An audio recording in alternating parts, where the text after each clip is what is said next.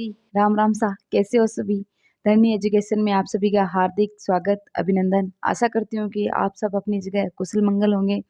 तो आज हम एक नए कवि की शुरुआत करते हैं। आज हम पढ़ेंगे रामानंद। आज हम पढ़ेंगे रामानंद।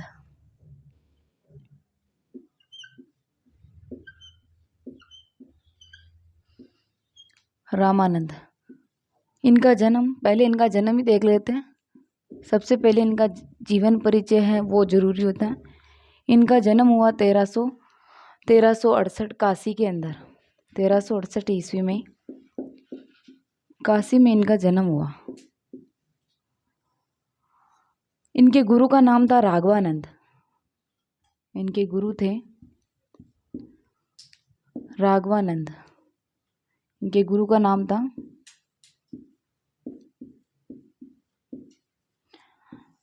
राघवानंद। इनके गुरु की एक रचना है सिद्धांत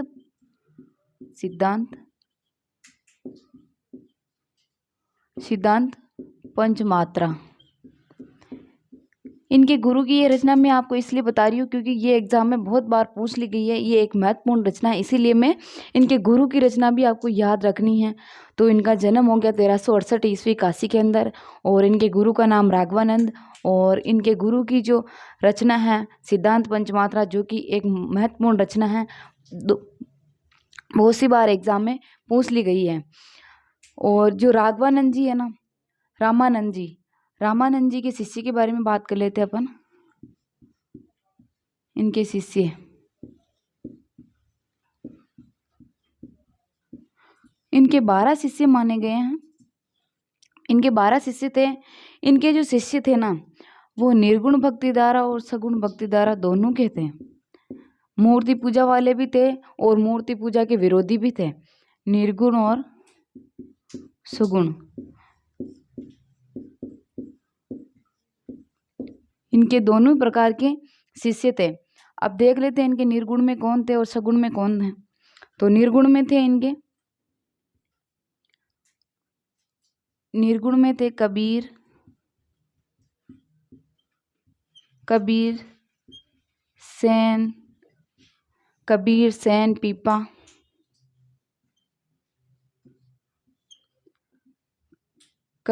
सेन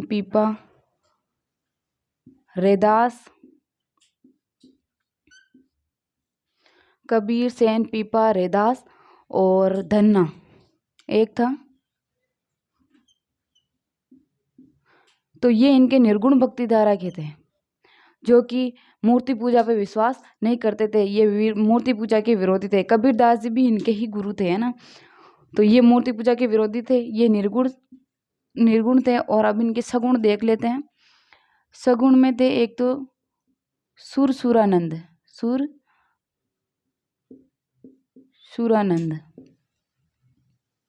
और एक थी सुरसुरी।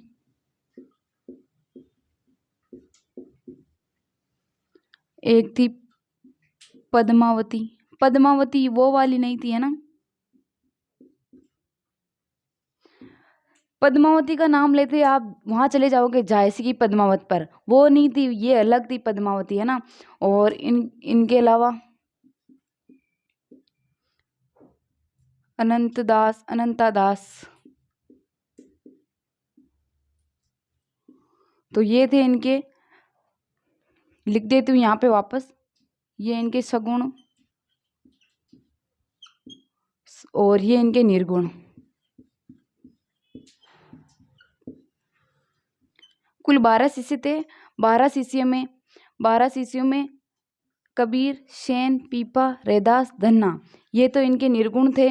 और सगुण में हैं सुरसुरानंद, सुरसुरी, पद्मावती और अनंतानंद। और एक थे नरहरिदास।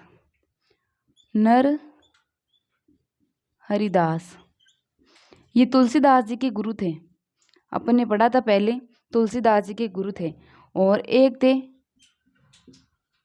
शर्वानंद।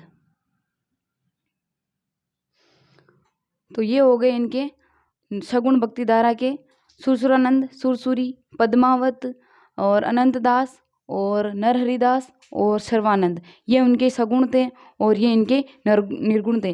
रामानंद जी है ना, रामानंद जी की महिला भी शिष्या थी, जो ये सुरसुरी और ये पद्मावती, ये इनकी महिला शिष्य थी।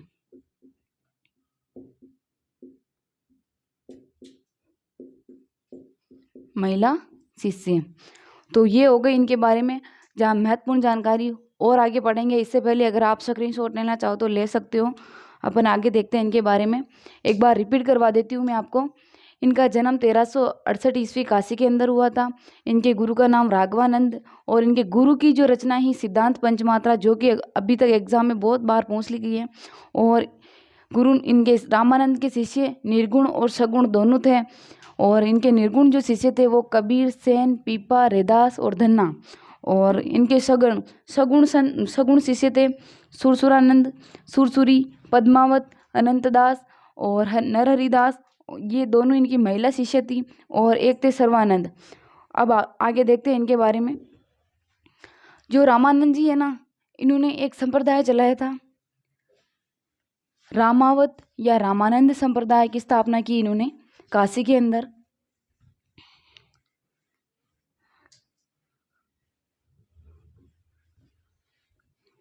देख लेते हैं अपन आगे इनके बारे में जानकारी।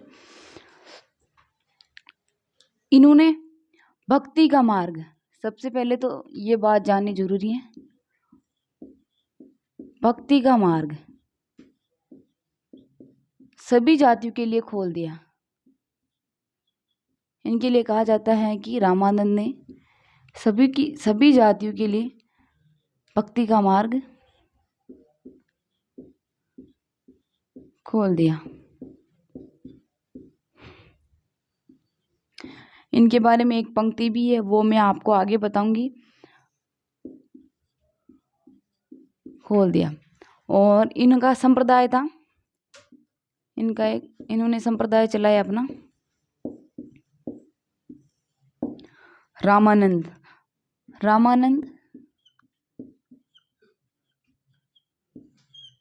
या रामावत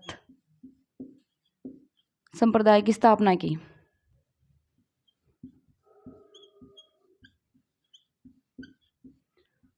काशी के अंदर है ये।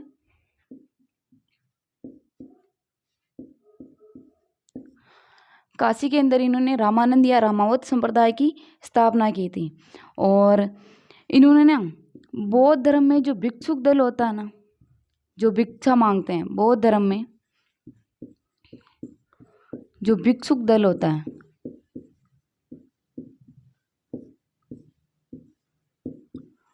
उसी दल के आधार पर या उसी के तर्ज पर, उसी दल के आधार पर, शॉर्ट पे लिख रही हूँ, उसी दल के आधार पर इन्होंने बैरागी दल की स्थापना की।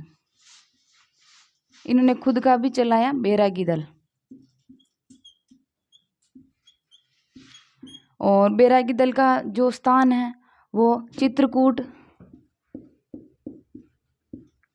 या अयोध्या मिल जाएगा आपको।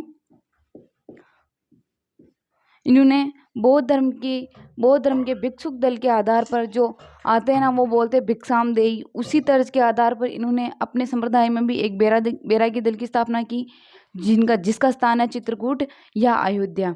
और इन्होंने रामानंद या रामावत संप्रदाय की स्थापना की काशी के अंदर। और देख लेते हैं इनके बारे में महत्वपूर्ण जानकारी। इन्होंने सभी जातियों के लिए भक्ति का मार्ग खोल दिया। और जो हजारी प्रसाद द्विवेदी ने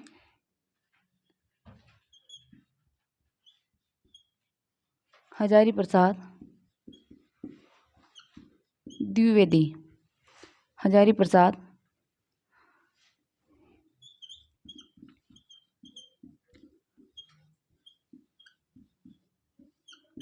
द्विवेदी ने इनके बारे में कहा था।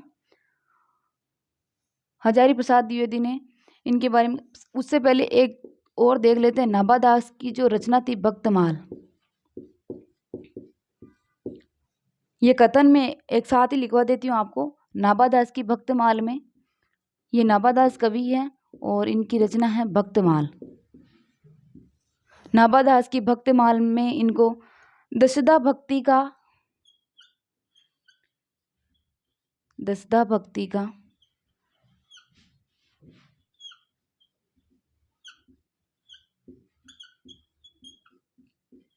दसदा भक्ति का आगार कहा गया। और इन्होंने अपने जो शिष्य थे ना, इन्होंने अपने शिष्यों को अवधूत, ये भी मैंने आपको आगे पढ़ाया था। अवधूत का अर्थ क्या होता है? सन्यासी। ये सन्यासी शुद्ध है। अगर दो न नहीं मिले आपको, अगर वो मात्रा मिले तो वो सही कर देना, अगर ये मिले तो ये ज़्यादा शुद्ध है हिंदी के अंदर। तो इन्होंने अपने जो शिष्य थे, शिष्यों को सन्यासी का, सन्यासी मतलब अवधूत का अर्थ होता है सन्यासी। और नाभादास की भक्तमाल में इनको दसदा भक्ति का आगार कहा गया। और हजारी प्रसाद द्विवेदी ने इनको आकाश धर्मा गुरु कहा। आकाश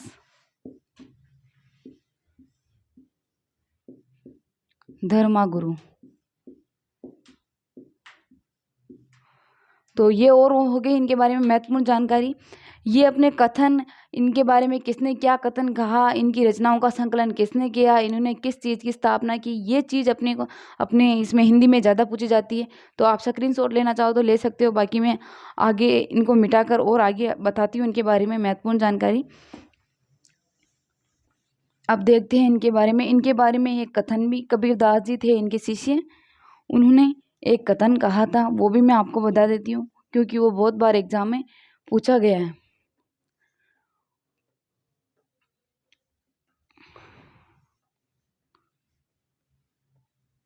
जो अपने उत्तर भारत में है ना, उत्तर भारत में सबसे पहले भक्ति की शुरुआत या भक्ति आंदोलन की शुरुआत रामानंद जी ने की थी। इसीलिए इनके बारे में एक कथन कहा गया,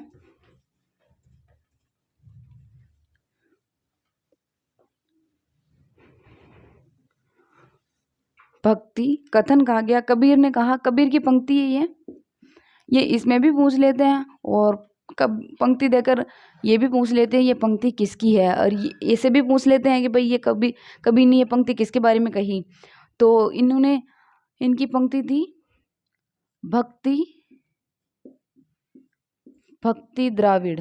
द्राविड़ का अर्थ हो गया यहाँ पे दक्षिण। भक्ति द्राविड़ उपजी, भक्ति द्राविड़ उपजी, उत्तर लाए रामानंद।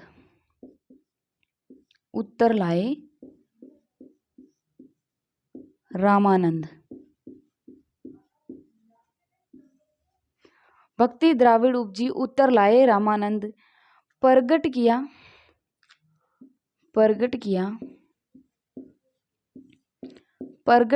कबीर,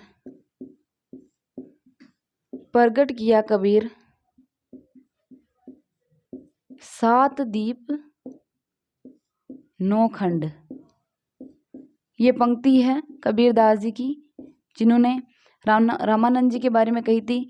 क्योंकि रामानंद जी वो थे जो दक्षिण भारत से भक्ति को उत्तर भारत में लेके आए थे। इसीलिए दक्षिण में जो भक्ति उपजी थी, जिसका जन्म हुआ था, उसको रामानंद जी उत्तर में लेकर के आए और उसका जो प्रचार प्रसार किया वो आगे कबीरदास जी ने किया। इसलिए ये पंक्ति कबीरदास जी ने रामानंद जी के बारे में लिखी थी। और एक चीज़ मैं भूल गई थी, इनका जो संप्रदाय था ना, इनका संप्रदाय वो रामावत कहलाया। वो रामावत के अंदर इन्होंने शरीर धारण किए हुए, इनका जो संप्रदाय था रामावत संप्रदाय या रामानंद संप्रदाय, उसमें इन्होंने शरीर धारण किए हुए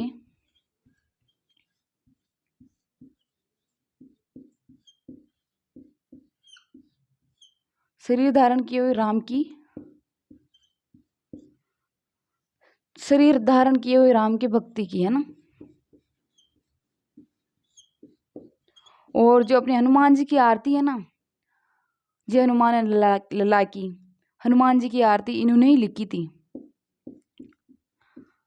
हनुमान जी की आरती से याद आता है, अपने जो ओम जय जगदीश हरे आरती है वो किसने लिखी है, आप बता सकते हो क्या? हनुमान जी की आरती हनुमान जी की जो आरती है वो रामानंद जी ने लिखी थी, है ना। ये भी बहुत बार एग्जाम में पूछ लिया गया, आप इसको भी याद रखना, महत्वपूर्ण बात है ये भी। तो हनुमान जी की आरती इन्होंने लिखी थी, वो भी मैं आपको यहाँ पे बता देती हूँ। अपने जो ओम जय जगदीश हरे आरती है वो श्रद्धा राम फुलेरी ने लिखी थी।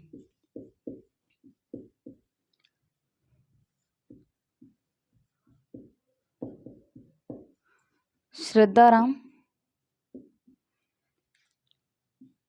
ये भी एग्जाम में पूछ ली गई 2-3 बार। इस आरती को भाग्यवती भी कहा जाता है, भाग्यवती भी कहते हैं इस आरती को। श्रद्धा राम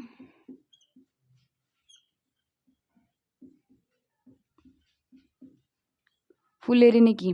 इनके बारे में कहा जाता है ना कि भाई इन्होंने भक्ति का मार्ग सभी जातियों के लिए खोल दिया। तो इसके ऊपर एक ये बात है कि इन्होंने भक्ति का मार्ग कैसे सभी जातियों के लिए खोला, वो मैं आपको बता देती हूँ। एक बार क्या हुआ कि इनके समय सिकंदर लोदी का काल था, सिकंदर लोदी का भी था, और ये मतलब 2-3 जो मुगल सम्राट थे उनके काल में रहे थे, इनके आश्रय में रहे थे। आश्रय में तो नहीं रहे थे खैर, पर उनका ही काल था। तो क्या हुआ, एक बार सिकंदर लोदी के मतलब शरीर में जलन की बीमारी हो गई थी। जलन की बीमारी हो गई तो सारे जो उनके मुस्लिम मुल्ला दाऊद होते हैं सबको बुला लिया, वेदों को बुला लिया, अच्छे अच्छे वेदों को बुला लिया, पर उनकी जो जलन की बीमारी वो कम नहीं हुई, और वो उसका असर भी कम नहीं हुआ। तो फिर ये गए थे वहाँ पे, तो दिल्ली का सम्राट था सिकंदर लोदी। फिर गए वो हमीर के पास, हमीर राणा के पास गए तो उन्होंने कहा कि भाई जो उनका वेद है, वेद ने कहा कि हमसे तो कोई इलाज नहीं बैठ पाया है, हमसे जो इलाज हुआ हमने किया पर वो नहीं हुआ। तो उन्होंने एक सलाह दी कि भाई काशी के अंदर एक जो कबीर थे, कबीर के बारे में सुना जाता है कि वो अच्छू का इलाज कर रहे हैं और मुर्दा को भी जीवित कर रहे हैं। तो सिकंदर लोदी ने उनकी बात मान ली और सिकंदर लोदी निकल गए थे कबीर जी से मिलने। कबीर जी से मिलने गए तो रामानंद जी इनके गुरु थे, रामानंद जी भी वही थे काशी के अंदर, और कबीर जी भी वहीं थे। तो ये सिकंदर लोदी गए थे वहाँ पे। फिर वहाँ वो हमीर से मिले, हमीर से मिल करके उन्होंने कहा कि भाई अभी रामानंद जी के पास ही होंगे कबीर, क्योंकि शाम को टाइम को जब आरती होती थी तो शाम के समय सारे जो रामानंद जी इनके गुरु थे सारे शिष्य एक साथ ही आरती करते थे। तो डायरेक्ट वो कबीर से मिलने तो नहीं गए और पहुंच गए रामानंद जी के आश्रम में। तो रामानंद जी के आश्रम में पहुंच गए वो कबीरदास जी से पहले ही। तो कबीरदास जी तो बाद में आए थे, उससे पहले ही सिकंदर लोदी और हमीर वहाँ पहुंच गए थे, राणा हमीर वहाँ पहुंच गए थे रामानंद जी के आश्रम में। तो रामानंद जी के आश्रम में गए तो अब सिकंदर लोदी को पता नहीं था कि भाई वो मुस्लिम जो समाज है उसको अपने आश्रम में आने भी नहीं देते और मुस्लिम समाज को वो चेहरा भी नहीं देखते थे। तो पहले कबीर के साथ भी ऐसा हुआ था, क्योंकि कबीर जो जिनका लालन पालन हुआ झूला दंपत्ति समाज में हुआ था, जो कि कपड़े बुनने वाले होते थे, मैंने आपको बताया था पहले। पर कबीर तो क्या साक्षात विष्णु भगवान का रूप था, और उन्हें दर्शन भी दिए रामानंद जी को, इसलिए उन्होंने फिर वो अपनी शिष्यता स्वीकार कर ली थी, कबीर की शिष्यता इन्होंने स्वीकार कर ली थी। ये कबीर के गुरु बन गए थे रामानंद जी। फिर बाद में क्या हुआ, सिकंदर लोदी और हमीर वहाँ पहुँच गए, पर राणा जो हमीर थे उनको पता था कि भाई ये मुस्लिमों से घृणा करते हैं, इनको आश्रम में जाने नहीं देंगे। फिर वहाँ जो बाहर खड़े हुए थे उनके शिष्य, उनको बोला कि भाई रामानंद जी जो गुरु हैं उनको जा कर के बोलो कि दिल्ली सम्राट जो सिकंदर लोदी है वो रामानंद जी से मिलने आए हैं। तो उन्होंने अंदर से ही जोर जोर से आवाज़ में कहा कि मुस्लिम है यहाँ कैसे आ गया, मेरे आश्रम में नहीं आ सकता है, और मैं उनकी शक्ल भी नहीं देखता हूँ। तो ये सुन के सिकंदर लोदी को गुस्सा आ गया था। तो सिकंदर लोदी ने डायरेक्ट गुस्से गुस्से में जा कर के रामानंद जी की गर्दन उतार दी थी। तो डायरेक्ट गर्दन उतार दी थी। तो जब राणा अमीर ने कहा कि अब क्या होगा, अब अगर कबीर जी आ गए तो मेरा ये सिकंदर लोदी का क्या होगा। तो वो दोनों कबीरदास जी के आने से पहले ही वहाँ आश्रम से निकल गए थे, पर रास्ते में उनको कबीरदास जी मिल गए तो कबीरदास जी को जो अपना गुनाह किया सिकंदर लोदी ने वो पहले नहीं बताया, और उनके चरणों में जाके गिर गया। और जैसे ही उनके चरणों में गिरा उन्होंने उनके सिर पे हाथ रखा, और हाथ रख के जो उनकी जलन की बीमारी थी, जो जलन की समस्या थी, वो ख़त्म हो गई थी। और फिर उन्होंने कहा कि हे दाता, आप तो साक्षात मेरे को भगवान के रूप में अल्लाह मिल गए हो। तो उन्होंने कहा कि आपने मेरे सिर पर हाथ रखते ही मेरा जो इतनी मैं बीमारी से जूझ रहा था, वो बीमारी मेरे हाथ रखते ही आपके ख़त्म हो गई। और मैं कितना पागल हूँ कि आपके गुरु को मैंने इतनी सी बात पे डायरेक्ट उनकी गर्दन उतार दी। तो फिर पहले ही उन्होंने माफ़ी माँग ली थी और कहा कि मुझे पहले माफ़ करो, फिर मैं मेरी गलती बताऊँगा कि मेरे से क्या हुआ। फिर कबीरदास जी ने उनको माफ़ कर दिया और फिर उन्होंने बताया कि मैंने आपके गुरु रामानंद जी की गर्दन उतार दी गुस्से-गुस्से में। फिर उन्होंने कहा चलो कोई बात नहीं, वापस ले गए उनको आश्रम में। और जैसे ही रामानंद जी के हाथ लगाया कबीरदास जी ने और रामानंद जी के जो शरीर था, वो गर्दन थी अपने आप शरीर शरीर से आके जुड़ गई और रामानंद जी ठीक हो गए। पर रामानंद जी की जब गर्दन कटी थी ना, तो उनकी गर्दन से तो दूध निकल रहा था और उनके शरीर से जो रक्त निकल रहा था। तो रामानंद जी जैसे ही ठीक हुए, उन्होंने उनको रामानंद जी को तो पता ही है भई कबीर जी कबीरदास जी है जो विष्णु का साक्षात विष्णु का अवतार है। उन्होंने कहा कि हे दाता, मेरे को एक चीज़ समझ में नहीं आई कि जब मेरी मृत्यु हो गई थी, तो मेरे शरीर के अंदर से 2 धाराएँ कैसे निकली थी? तो कबीरदास जी ने कहा कि आपने मोक्ष की प्राप्ति में अपना पूरा जीवन दे दिया, लेकिन आपने मतलब जातीय भेद किया और इसलिए आपको मोक्ष की प्राप्ति अभी तक नहीं हुई। और आपके अंदर अभी तक वो जातीय जो भेद है वो है, इसलिए आपके शरीर में से रक्त की धारा अलग निकली थी और दूध की धारा अलग निकली थी। अगर आपको मोक्ष की प्राप्ति चाहिए तो आपको जो क्षत्रिय हैं, जो मुस्लिम हैं, जो हिंदू है, सबको एक मानकर, जो शूद्र है सबको एक मान करके उनकी शिष्यता स्वीकार करनी उनके गुरु बनने चाहिए। अपने को जातीय भेद पर जो संसार है उसमें वो शिक्षा नहीं फैलानी है, अपने को समाज को एकजुट करना है, समाज में धर्म की और जो राम है, राम रूपी भगवान की महिमा फैलानी है, न कि अपने को जाति आधार पर किसी की शिष्यता स्वीकार करनी है या किसी को जाति आधार पर शिक्षा देनी है। इसीलिए आपका आज तक मोक्ष नहीं हो पाया। उसके बाद ही रामानंद जी के सभी तरह के शिष्य मिलते हैं, मुस्लिम भी मिलते हैं, हिंदू भी मिलते हैं, शूद्र भी मिलते हैं। तो इसीलिए कहा जाता है कि रामानंद जी ने भक्ति का जो मार्ग है सभी जातियों के लिए खोल दिया और दक्षिण भारत से भक्ति को उत्तर लाने वाले भी अपने रामानंद जी कहलाए। और रामानंद जी की जो रचनाएं हैं वो मैं आपको बता देती हूँ। ये अगर इसका आप स्क्रीनशॉट लेना चाहो तो ले सकते हो, क्योंकि ये 2 जो क्वेश्चन है ना, हनुमान जी की आरती किसने लिखी और ओम जय जगदीश हरे आरती किसने लिखी, ये 2-3 बार एग्जाम में पूछ लिया गया है। और ये कबीर की जो पंक्ति है ये तो कितने ही बार पूछ लिया गया है। तो आप स्क्रीनशॉट लेना चाहो तो ले सकते हो, बाकी मैं मिटा रही हूँ, आगे आगे बताती हूँ इनकी रचनाओं के बारे में।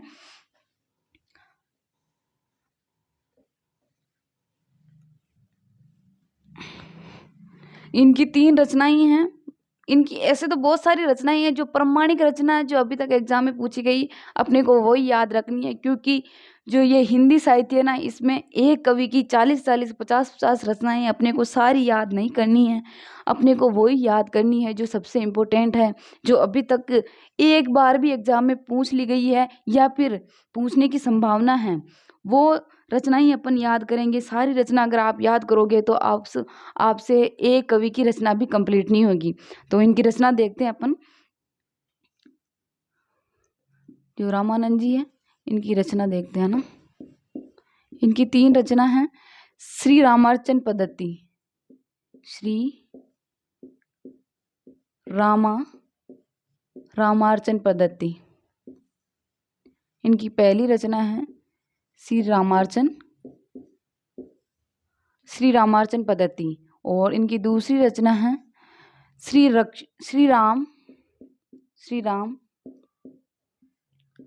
राम रक्षा स्रोत।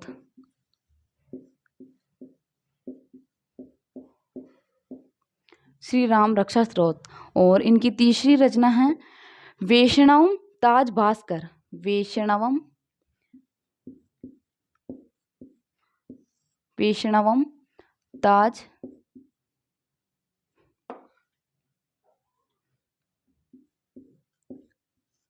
ताज भास्कर।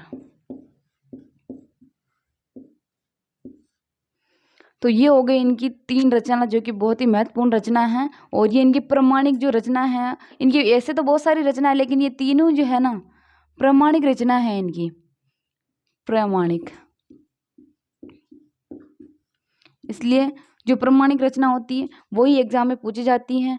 तो आशा करती हूँ कि आपको क्लास अच्छी लगी होगी। अगर क्लास अच्छी लगे तो आगे से आगे शेयर करना, लाइक करना, सब्सक्राइब करना। धन्यवाद।